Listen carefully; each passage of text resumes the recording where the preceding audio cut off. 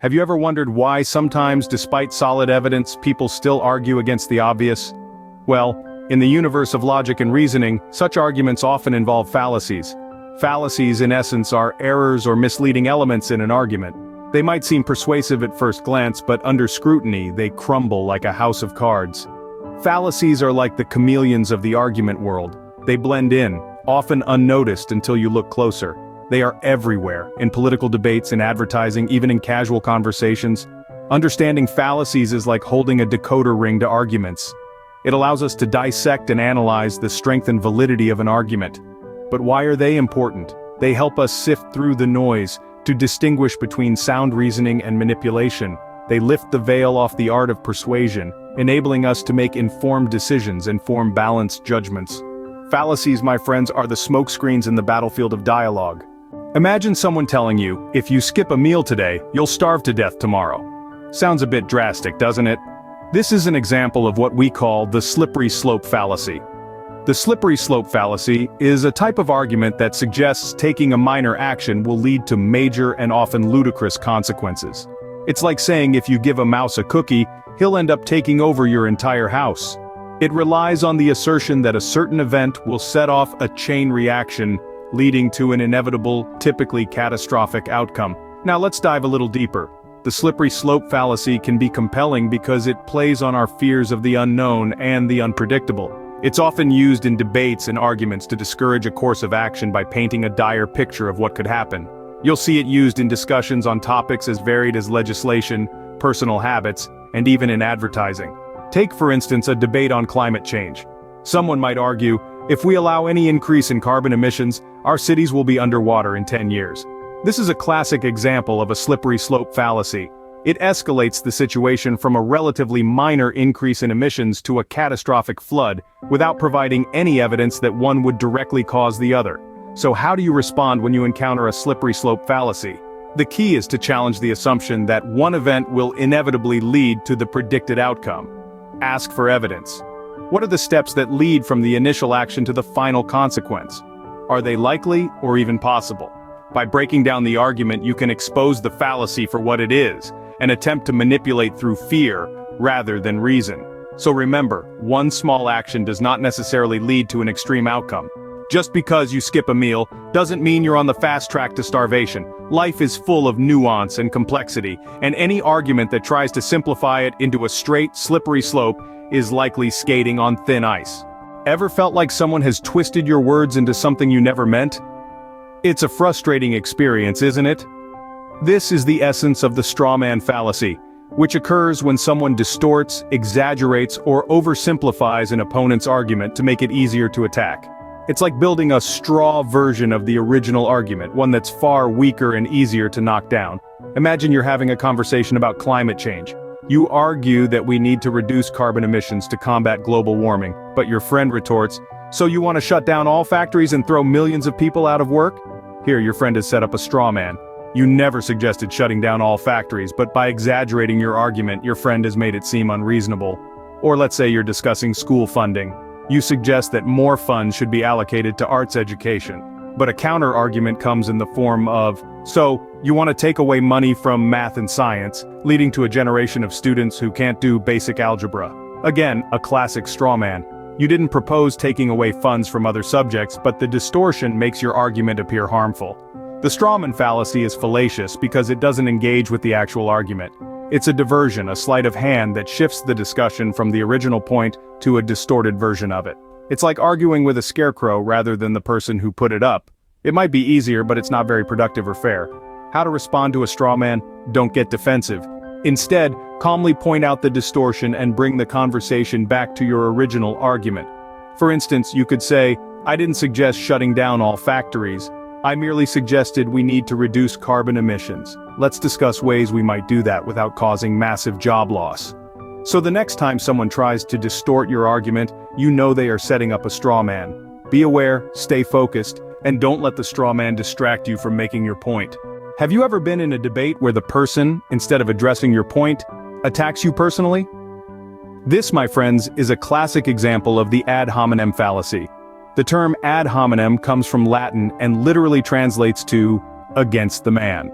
It's a fallacy where, instead of countering the argument, the person resorts to attacking the character, motive, or some other attribute of the person making the argument. Imagine you're discussing climate change, and you argue that we need to take immediate action. Instead of addressing your points about climate change, your opponent retorts, "Well, you drive a gas-guzzling car, so you're just a hypocrite." This is a textbook ad hominem fallacy. They're not addressing your argument, they're attacking you personally. Now let's consider another example.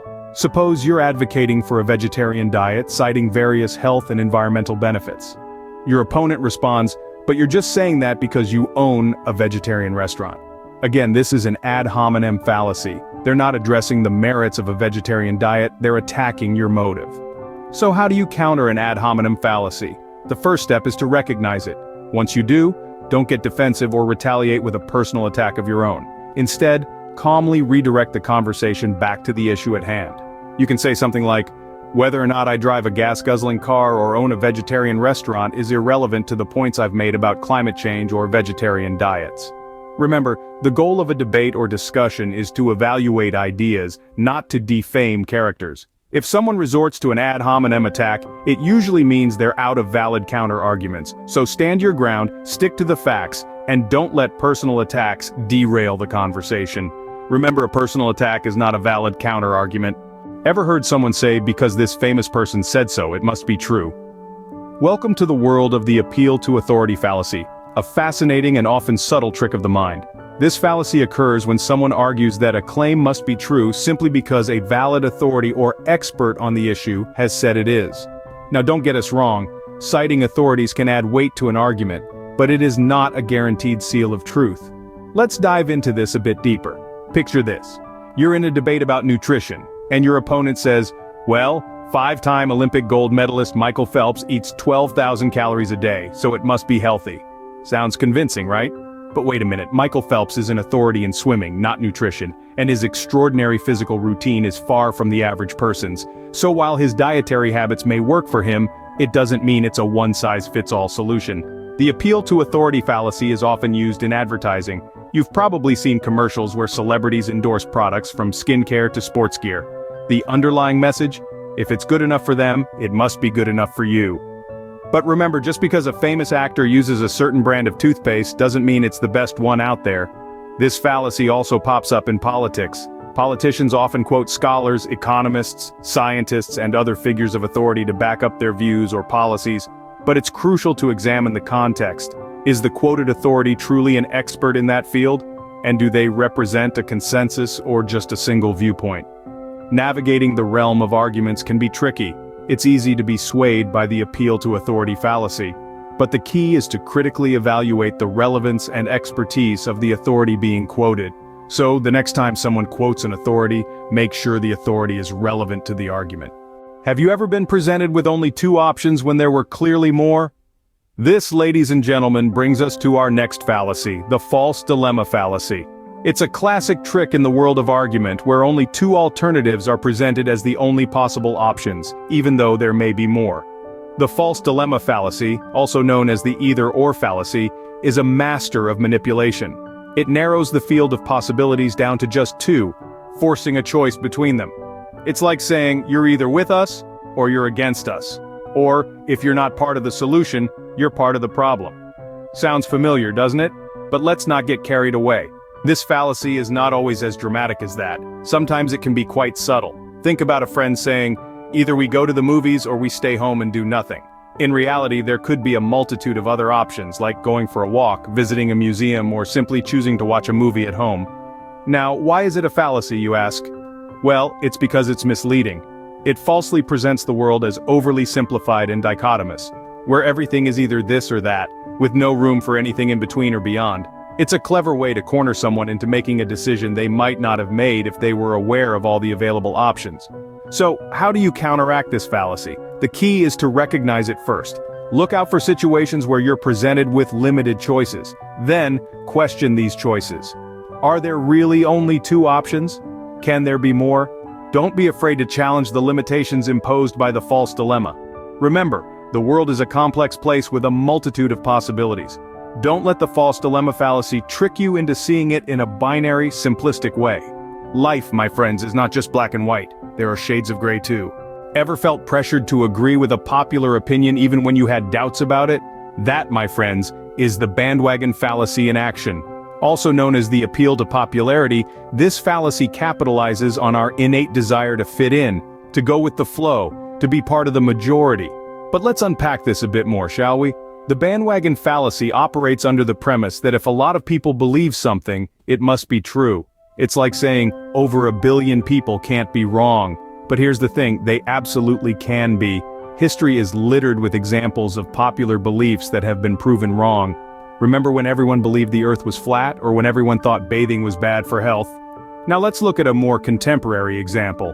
Imagine you're scrolling through your social media feed, and you see a post claiming that a certain celebrity endorses a new diet trend. The post has millions of likes, shares, and comments. You might think, wow, so many people are into this, it must work. But hold on a minute. Just because it's popular doesn't make it true or effective. This is where the bandwagon fallacy sneaks in, often unnoticed. So, how do we counter this fallacy?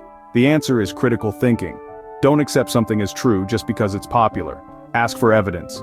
Research. Dig deeper. Look beyond the numbers and popularity. It's also important to remember that popularity and truth aren't mutually exclusive. Sometimes popular beliefs are indeed true. But it's crucial to distinguish between popularity and validity. Just because a belief is popular doesn't mean it's valid, and just because a belief is valid doesn't mean it's popular. In conclusion, the bandwagon fallacy preys on our natural inclination to conform. It's a powerful and persuasive tool that can lead us astray if we're not careful. But with a little bit of critical thinking, we can see through the smoke and mirrors. So the next time you're tempted to jump on the bandwagon, remember, just because a belief is popular, it does not necessarily make it true. So, are all arguments filled with fallacies? Not necessarily, but it's essential to be aware that they can, and often do, sneak into our everyday conversations and debates. Over the course of this video, we've dipped our toes into the vast sea of fallacies.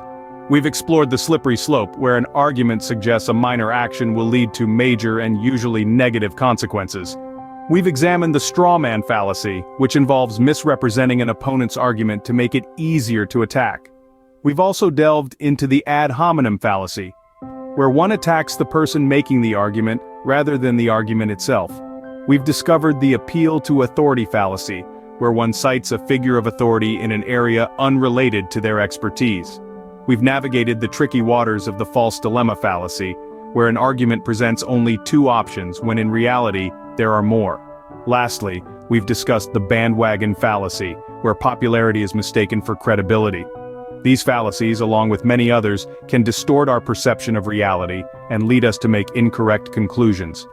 But, by understanding and recognizing these fallacies, we can become more effective at critical thinking and argumentation. We can challenge flawed arguments, ask the right questions, and ultimately get closer to the truth.